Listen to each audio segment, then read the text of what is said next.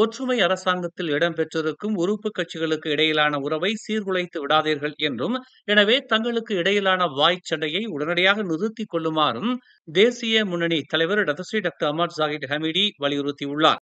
UMNO இளைஞர் பிரிவு தலைவர் அக்மால் சலேவையும், டிஏபி இளைஞர் பிரிவு தலைவர் ஊப்பா லியோங்கையும் குறிப்பிட்டு அவர் இவ்வாறு தெரிவித்தார்.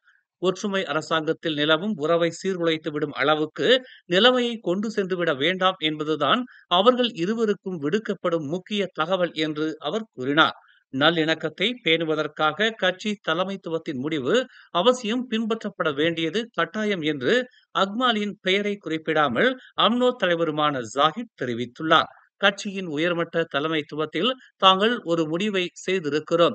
ஒரு விவகாரத்தை பிரபலமாக்க அல்லது அதன் வழி தங்களை பிரபலப்படுத்திக் கொள்வதற்காக இவ்வாறு செய்ய வேண்டாம் என்று அவர் நினைவூட்டினார். இறுதியில் கட்சிகளுக்கு இடையிலான நல்ல உறவை அது சீர்குலைக்கச் செய்துவிடும் என்றும், அடிமட்ட அளவிலும், அதாவது அடிமட்ட உறுப்பினர்கள் மத்தியிலும் விரிசல்களை ஏற்படுத்திவிடும் என்றும் ஜாகிர் தெரிவித்தார்.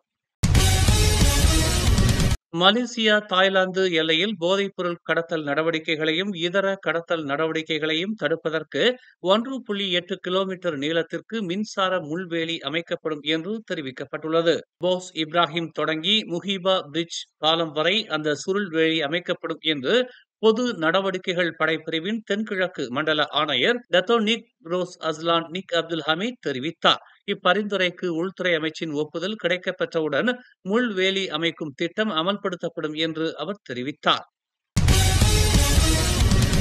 கோலாலம்பூர் அனைத்துலக விமான நிலையத்தின் முதலாவது முனையத்தில் கடந்த புதன்கிழமை குடிநுழைவுத்துறை அதிகாரி ஒருவரை தாக்கி காயப்படுத்திய சீன நாட்டு குடிமகள் மீது சிப்பாங் செஷன்ஸ் நீதிமன்றத்தில் இன்று குற்றம் சுமத்தப்படுகிறது.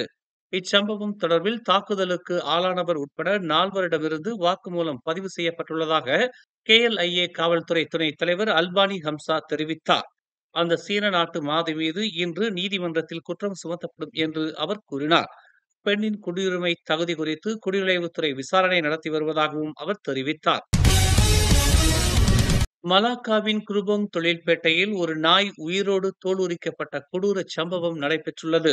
மனிதாபிமானமற்ற இச்செயலை புரிந்த நபர்கள் மீது உடனடியாக நடவடிக்கை மேற்கொள்ளுமாறு விலங்கியல் நலச்சேவை அமைப்பொன்று அதிகாரிகளை வலியுறுத்தியுள்ளது. மனித நேயமற்றதும் இரக்கமற்றதுமான இச்செயல் குறித்து மேலும் தாமதம் செய்யாமல் புலன் விசாரணை நடத்துமாறு போலீஸ் துறையையும் விலங்கியல் சேவை துறையையும் மலேசிய கைவிடப்பட்ட விலங்குகள் சங்கம் வலியுறுத்தியுள்ளது. இது ஒரு கொடுமையான விலங்குவதை சம்பவம் என்றும், சம்பந்தப்பட்ட நபர்கள் கடுமையான தண்டனைக்கு உள்ளாக வேண்டும் என்றும் தமது முகநூல் பதிவில் அச்சங்கம் தெரிவித்துள்ளது. ஸ்லாங்கூர் சுபாங் ஜெயாவில் கல்லூரி மாணவி ஒருவர் தமது வீட்டில் வியாழக்கிழமை தூக்கில் தொங்கி இறந்து கிடப்பது கண்டுபிடிக்கப்பட்டது. அது குறித்து போலீசார் விசாரணை நடத்தியதில் அது ஒரு கொலை சம்பவம் என உறுதிப்படுத்தியுள்ளனர்.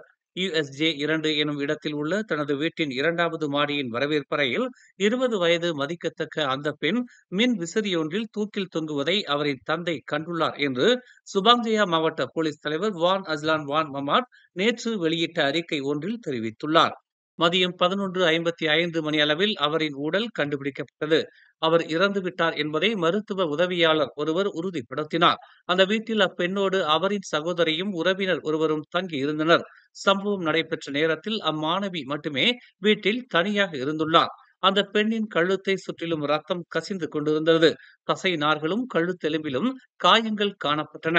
அவர் கழுத்து நெரிக்கப்பட்டு கொலை செய்யப்பட்டிருக்கலாம் என்பதை அந்த காயங்கள் உறுதிப்படுத்துவதாக உள்ளது என்று அவர் குறிப்பிட்டார். செர்டாங் மருத்துவமனையில் நடத்தப்பட்ட உடற்கூறு ஆய்வில் இந்த விவரங்கள் தெரிய வந்தன. கொலை சம்பவத்திற்குரிய தண்டனை சட்டம் 302வது பிரிவின் கீழ் அது விசாரிக்கப்பட்டு வருகிறது. அண்மையில் சில ராணுவ அதிகாரிகள் பின்னணியில் இருந்து மூளையாக செயல்பட்டதாக நம்பப்படும் கடத்தல் கும்பல் நடவடிக்கையை மலேசிய லஞ்ச ஊழல் தடுப்பு ஆணையமான MACC அம்பலப்படுத்துவதில் ஜொஹூர் இடைக்கால சுல்தான் துங்கு இஸ்மாயில் சுல்தான் இப்ராஹிம் தொடர்பு கட்டமைப்பு பேருதவியாக இருந்தது என்று அவ்வாணையத்தின் தலைவர் தான்ஸ்ரீ அசாம்பாக்கி தெரிவித்துள்ளார். எல்லைகளில் நடைபெறக்கூடிய கடத்தல் நடவடிக்கைகள் முழுவீச்சில் துடைத்தொழிக்கப்பட வேண்டும் என்பதில் துங்கு இஸ்மாயில் உறுதி கொண்டிருப்பதாக அவர் குறிப்பிட்டார். கடத்தல் நடவடிக்கைகளை துடைத்தொழிக்கும் விவகாரத்தில் மலேசிய லஞ்ச ஊழல் தடுப்பு ஆணையத்திற்கு துங்கு இஸ்மாயில் பெரிதும் ஒத்துழைப்பு வழங்கி வருவதாக அசாம்பாக்கி விளக்கினார். மேலும் செய்திகளை தெரிந்து கொள்ள தமிழ் மலர் நாளிதழை பாருங்கள். உடனுக்குடன் செய்திகளை தெரிந்து கொள்ள தமிழ் மலர் இணையதளம், தமிழ் மலர் செயலி மற்றும் மலர் டிவி யூடியூப் சேனலை வலம் வாருங்கள்.